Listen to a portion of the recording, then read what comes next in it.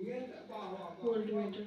तो ये विद्युत रासायनिक सेल या इसे ही हम गैल्वेनिक सेल कहते हैं। ये विद्युत रासायनिक सेल या गैल्वेनिक सेल होता है जिसमें दो अर्ध सेल होते हैं।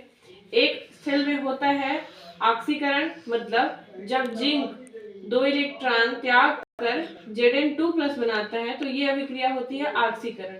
और दूसरे अर्ध सेल में होती है अपचयन अभिक्रिया, जब कॉपर 2+ होता है और ये दो इलेक्ट्रॉन ग्रहण करके कॉपर सॉलिड बनाता है।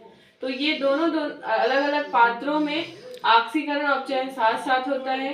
इन दोनों अर्ध सेलों को इस लवण सेतु के द्वारा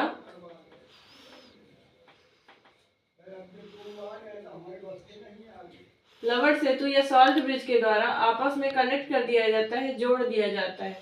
गैल्वेनिक सेल में एक छड़ होती है जो एनोड होती है और दूसरी छड़ कैथोड होती है। दोनों अलग अलग चार्ज की छड़ें होती हैं। इन दोनों को वोल्ट मीटर से अगर हम जोड़ देते हैं तो ये वोल्ट मीटर हमें इलेक्ट्रॉन का प्रवाह या धारा की दिशा बताता है, तथा इसे हम यदि बल्ब से जोड़ देते हैं तो यहाँ पर बल्ब भी दीप्त हो जाता है।